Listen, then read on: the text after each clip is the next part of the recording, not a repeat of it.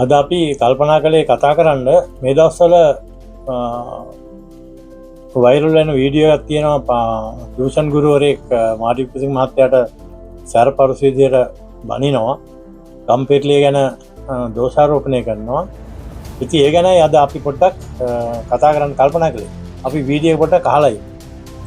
අර ගම්පෙරළිය ලියපු මෝඩයා මොකಾದ වෙනව මාටින් වික්‍රමසිංහ. දැන් උඹලා ආසයිද ගම්පෙරළිය කියවන්න? එනේ උටයි හෙලේ මහාගත් කරු කිය. මොකද හේතුව මට තේරෙන්නේ නැහැ. ඇයි? මොන තේරුම් වල රුපි කොච්චර බොන්ද කියලා. අර අච්චු පුතේ හරි නැත්නම් ඉස්කෝලේ ගන්නපු පුරා හරි කියනවා. කවුද හෙලේ මහාගත් කරු? වික්‍රමසිංහ. දැන් ලියනවා මේක විභාගෙට. දැන් උඹලට ෆීල් වෙන්නේ ඌ මහාගත් කරුද මොනගත් කරුද කියලා. උගේ පොතක් කියවන්න හිතෙන්නේ නැහැ. හිතෙනවද? මට නම් හිතෙන්නේ නැහැ. ඊළඟට ඔබේ සිංහල සාහිත්‍යයට අර මොනවද රෙද්දවල් ටිකක් ඉගෙනවද? මොකද ඒවා? අදටත් මම කල්පනා කරනවා මොකටද ඔබ? අර සැලීන් සංදේශයේ තියෙනවනේ. ඒකේ තියෙනවා පළවෙනිම කවිය මොකද්ද මම දන්නේ නැහැ. ඒකට ආදේශක කවියක් අපි එක දවසයි මට ඇහුනේ. ඒක මට මතකයි. රැය පැමිණිය ඇය පැමිණිය ඇඳ ළඟට. අන්තිමට තියෙනවා සැලලීනිය ටීක් ටීක් පළ කැලණියට. දැන් මේ වීඩියෝ එකෙන් කියන්නේ මේ ටියුෂන් ගුරුවරයා තමුන්ගේ ළමා ඉස්සරහ පිට තමුන්ගේ තියෙන පහත් හැඟීම් ඒකම නොදැනුවත්කම.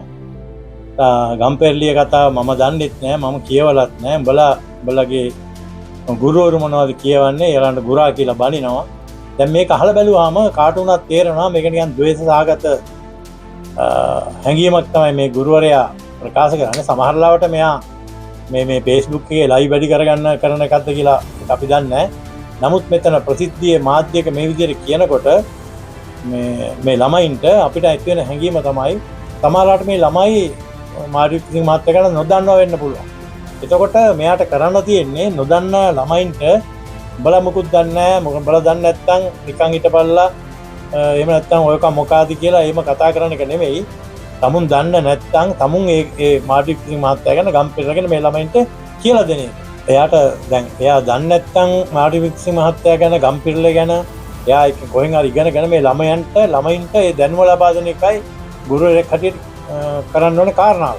දැන් අපි දන්නවා සමහර ටියුෂන් ගුරුවරු ඉන්නවා. ඒගොල්ලෝ තමුන් කරන විෂයට ජීව විද්‍යාව, රසායන විද්‍යාවට අමතරව එදිනෙදා මාතෘකාවල ගැන ළමයි දැනුවත් කරන ගුරුවරු කීප දෙනෙක්ම ඉන්නවා. ඒගොල්ලන්ට ළමයි ප්‍රියයි, ළමයි ආස කරනවා. ඒ විතරක් නෙමෙයි ඒ වීඩියෝ සමාජ මාධ්‍යවල ගියාම අනිත් අයත් බලනවා. ඒගොල්ලෝ ඒක ප්‍රශංසා මුඛයෙන් කතා කරනවා. ඇයි මෙයාට මේක එහෙම කරන්න බැරි? මේක ද්වේෂයෙන් කතා කරන දෙයක්. මාර්ටින් ලූතර් කියලා කියන්නේ මේ රටේ ඉන්න මහා ප්‍රඥෙක්. අපි දන්නවා මේ වෙනකොටත් මාර්ටින් ලූතර් මහත්තයාගේ තියෙන ගත්කරු කියන තැන ගන්න මේ වෙනකොටත් තාම කාටවත් බැරි වෙලා තියෙනවා. එයා රසායන විද්‍යා ගුරුවරයෙක් වෙන්න පුළුවන්. මාර්ටින් ලූතර් මහත්තයා මහා ප්‍රඥෙක් කියලා නම දාලා තියෙන්නේ ලංකාවේ හිටපු රසායන විද්‍යා මහාචාර්යවරයෙක්. ඒ මහාචාර්යවරයා තමයි මහාචාර්ය ජෝසප් මීඩෑම්. මහාචාර්ය ජෝසප් මීඩෑම් කියන්නේ චීනයේ ගිහිල්ලා අවුරුදු ගානක් තිස්සේ පරීක්ෂණ පවත්වා ලංකාවේ හිටපු මහාචාර්යවරයෙක් රසායන විද්‍යාව පිළිබඳව. එයා තමයි මේ නම් කරලා තියෙන්නේ මහා ප්‍රඥා කියලා. එතකොට මේ වගේ මේ රසායන විද්‍යා ගුරුවරයෙක් නෙමෙයි. එතකොට මෙයාට තිබුණා ඒ ගම්පෙරළිය හරි මාර්ටින් ලූතර් මහත්තයා හරි දැනගෙන මේ ළමයින්ට දැනුම ලබා දෙන්න. ළමයි මුකුත් දන්නේ නැත්නම් ඒ ළමයින්ට දැනුම හරියට වටිනවා. මේ ළමයිත් එක්ක එකතු වෙලා නිකන් අපහාසයට ලක් කිරීමෙන් අන්තිමට වෙන්නේ මොකද? මේ ගුරුවරයා අපහාසයට ලක් වෙන එක විතරයි වෙන්නේ. තමුන් ඉගෙනගත්ත භාෂාව, තමුන්ගේ මව් භාෂාව, තමුන් කතා කරන භාෂාව, ඒක පරිහාසයට ලක් කිරීමම මේ ගුරුවරයාලා පරාජයක් හැටියට තමයි අපිට කියන්න පුළුවන් වෙලා තියෙන්නේ. මාර්ටින් වික්‍රමසිංහ මහත්තයා ලංකාවට කරලා තියෙන සේවය, තමුන්ගේ භාෂාවට සාහිත්‍ය කරපු සේවය මේ මිනිස්සයා මොනවත්ක්වත්ම දන්නේ නැති ලදරුවෙක් ගන්න තමයි හැසිරෙන්නේ. දැන් මෙයා කියන විදියට සිංහල සාහිත්‍ය, සිංහල භාෂාව එච්චර සැලකිය යුතු විෂයක් හැටියට නෙමෙයි මෙයා කතා කරන්නේ. නමුත් මෙයා දන්නේ නැහැ මාර්ටින් ලූතර් මහත්තයා භෞතික විද්‍යාව ගැන, රසායන විද්‍යාව ගැන, පරිණාමවාදය ගැන, මානව විද්‍යාව ගැන, ඊළඟට සාහිත්‍ය ගැන, භාෂාව ගැන මහ විශාල පොත් සංඛ්‍යාවක් ලියලා තියෙනවා. කෙටි කතා පොත් 102ක්, නවකතාවක්, දැන් සිංහල සාහිත්‍ය නැගීම, භවසත්පන්තතිය, ඊළඟට සත්ත්ව පරිණාමය ගැන ජීව විද්‍යා පොත් විශාල සංඛ්‍යාවක් ලියලා සිංහලෙන් ඉංග්‍රීසියෙන් ඉතින් එතකොට මේ මුකුත් නොදන්න ලදරුවෙක් වගේ මේ ළමයි ඉස්සරහ පිට මේ මිනිස්සයා මේ කරන කතාව අපි හිතන්නේ මාර්ටින් වික්‍රමසිංහට කරපු පරිහාසයක් ඇටියට. ඉතින් අපි ඒක ප්‍රතික්ෂේප කරනවා. අපි ඒක යාට තදබල විදියට කියනවා මේක සමාව ගත යුතු වැරද්දක් කියලා. මොකද මේ වගේ ශ්‍රේෂ්ඨ ලේඛකයෙකුට අපි මේ අපි අපේ රටේ ඉන්න අපිට අඳුරලා දෙන්න පුළුවන් බය නැතුව අඳුරලා පුළුවන් ජාත්‍යන්තර ප්‍රසිද්ධියට පත්වෙච්ච ලේඛකයෙක්. මෙයාගේ පොත් රුසියන් භාෂාවට, චීන භාෂාවට, ඉන්දියන් භාෂාවලට පරිවර්තන වෙලා තියෙනවා. ඒකේ මිනිස්සු දන්නේ නැහැ. නොදන්නවත්කම හේතුවක් නෙමෙයි ගුරුවරයෙක් හැටියට. එයාට තිබුණා ඒ ගැන හොයලා බලලා ළමයින්ට කතා කරන්න. එයා කාසල්ලින් සංදේශයේ කවියක් අරගෙන එයා ඒකට කුණුහරුප අර්ථයක් වෙන විදිහට තමයි මේක කතා කරන්නේ. මම දැකලා නැහැ පෞද්ගලික පන්ති ගුරුවරු මේ විදිහට ඉතා පහත් විදිහට ළමයින්ට මේ දේශන පවත්වනවා.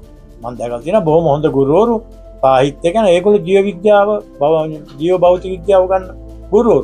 නමුත් ඒගොල්ලෝ ළමයින්ට නොඑක් විෂයන් ගැන වෙන වෙනම දේශපාලන, ආර්ථික, සමාජ විෂයන් ගැන අපි කරුණු පැහැදිලි කරනවා අපි දැකලා තියෙනවා. ආගම දර්ශනය ගැන පවා. ඇයි මෙයාට විතරක් මේක? එක්ක මෙයාගේ මේ නොදැනුවත්කම, මෙයාගේ හැසිරීම සහ අංගතල් නියුත් අපිට පැහැදිලිවම පේන කාරණයක් තමයි නිකන් මා හිස් මිනිහෙක් වගේ. හිස් මිනිහෙක් වගේ හැසිරීමෙන් ළමයි ඉස්සරහ පිට විහිළුවට ලක් වෙනවා.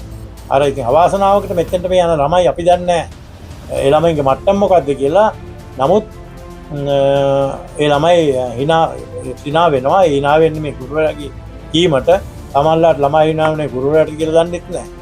ඒක නිසා අපි මේ මතක් කරන්නේ ඒ වගේ විල්ලා සිටින්නේ මෙවැනි දේවල් කරනවා නම් ඇත්තටම රජයක් පිළියටත් යම් කිසි නීති ගැනලා නීති රීති ගැනලා රීති කොහොමවත් නීති ගැනලා මේ වගේ ගුරුවරුන්ගේ මේ අවනීතිය අසාධාරණ විදියට මේ ශ්‍රේෂ්ඨ මිනිස්සුන්ට පරිහාස කිරීම, අවමන් කිරීම වළක්වන්න යම් කිසි නීති ගේන කියන එකත් අපි මේ වෙලාවේ මතක් කරනවා. ඒ අරින්න මේ ගුරුවරයා විශේෂයෙන් මේ කරපු දෙයින් සිදුවේ අලාභහානිය. ඇත්තටම කියනවා නම් ඒ අලාභහානියක් වුණා නම් උනේ එයාටමයි.